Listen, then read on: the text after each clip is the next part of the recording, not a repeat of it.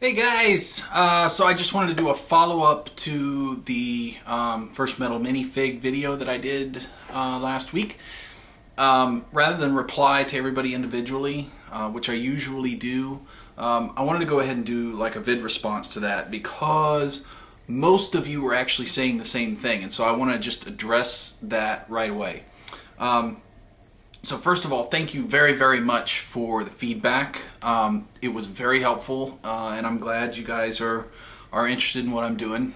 It just makes me feel good. So anyway, the biggest comment was she was too glossy.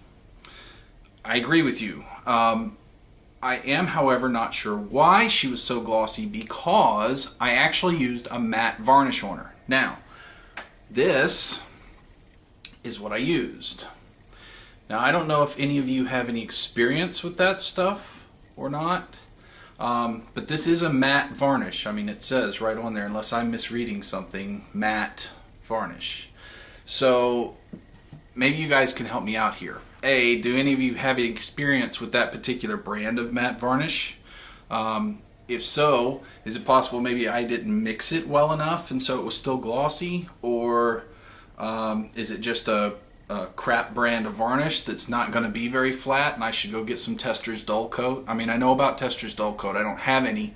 I know that's what most people use, and I probably will end up getting some of that, but I want to find out if anybody knows about this, because this is what I have, and it's matte varnish, so I thought it would have been much less glossy than that.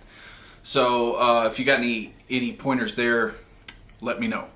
So now I'm going to address a couple of the other comments that I had in the videos, questions and stuff. First off, where am I in Florida? I'm actually right outside of Mickeytown, Orlando, so that's where I am, Central Florida. And I'm looking at notes here, that's why I'm looking down. So I was talking about, had somebody ask me about how I did the robes, the red robes for her. So as far as I knew, it was pretty simple. I started with this Reaper Master Series Deep Red. That's number 9002. I just base coated that. Then I did a black wash over it. And then I went back and did very thin coats of this. I mean very thin. Like almost you can't see the paint going on thin. So I did that, a couple of coats of that, and just kind of feathered it in. So I worked my way back towards the high points, and about every 2 coats I would add just a touch of yellow to this dark red, and just worked it back up towards more of a red color, and just did very, very thin coats. So I probably did 12, 13, 14 coats of highlighting on that, because I just did it really, really thin so I could try to get as smooth a transition as possible. So anyway, that's how I did that. Some of the other comments were the staff was kind of a really stark highlighting. As I go back and look, yes, you're right. I actually dry brushed that, which I know is kind of a no-no in mini painting. That's more for us terrain makers, dry brushing, but I know a lot of people will dry brush hair and stuff because it's so small. The staff, that was probably a mistake. I thought I could get away with it, but in hindsight, that probably wasn't the best way to go with that because it was a little harsh.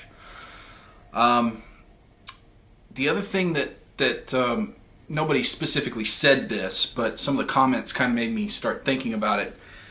Because I am,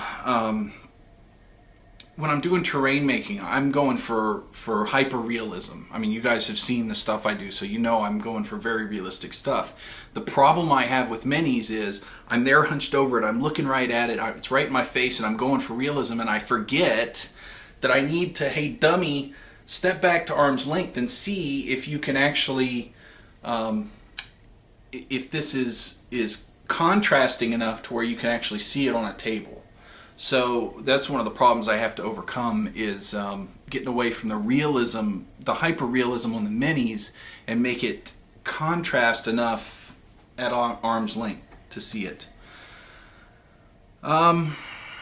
So I had a couple of people ask me if I had looked at if I gotten hooked up with the Bones Kickstarter. No, I didn't get involved in their Kickstarter program. However, I did go and pick up a Bones Mini at the local shop because they had some there. If you can see that. So I was expecting plastic mini. This stuff actually is that real rubbery kind of plastic like the D&D minis are made out of. So not quite what I was expecting. I think this will be really good for because what I'm worried about is this sword eventually is probably going to warp and bend, and it's just not really good for that kind of stuff, I don't think. And maybe I'm wrong, but I wasn't expecting it to be this rubbery stuff.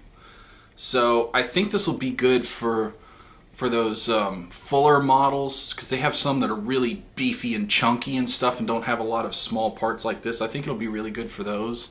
But I'm probably going to stay away from them if they've got more slender parts or aren't quite as beefy and chunky. So, my 2 cents, but you know, I'm a terrain maker, so what do I know about minis? Really, honestly. Other games. I had talked about wanting to get into skirmish games. I had talked about Grom. One of the reasons is I had seen something about Grom that it was developed by New Icon, and I really like the rule set. The rules are free. You can download them. He's got a sci-fi version of it, which seems really cool. And I usually get more into the fantasy stuff, but they have developed a fantasy and a sci-fi genre. So that was cool. And you use whatever minis you have, so I don't have to buy special minis and all that, which I understand that even with the other games you don't really have to do that. But for Warhammer and 40K, you're just not really going to find a whole lot of minis that in that big a group that are going to work for them, I don't think. But anyway, Grom looked really good to me. Now I had some people suggest some other things like Malifaux. Yeah, I know about Malifaux. It's a little expensive for me, so I'll probably stick with Grom. The Super Dungeon Explorer, I'll check that out. I've never heard of that. And if it's easy for kids to play, that'd be fantastic. I can get my kids to play it. Mordheim. I've heard a lot about Mordheim, but I don't really know much about it. So, if you guys could help me out, if anybody knows any links to some bat reps for Mordheim, or if you could post a vid response of some bat reps of you playing Mordheim, so I can kind of get a feel for what the game is about and how it plays and stuff like that, that'd be awesome. And then I'll check that out. So if you guys could help me out with that, that would be really cool. So the last thing I wanted to tell you was I am sitting down right after this to start working on my next terrain project, and this is going to be a big one. It's going to take a long time, and it's going to be really complex. So just to give you a sneak peek, and this isn't going to tell you a whole lot except for the fact that this is the base for it, so you can see it's going to be quite a large project. So anyway, that'll be coming up soon, so stick around. Thanks for all the comments and feedback, guys, and we'll see you soon. Bye.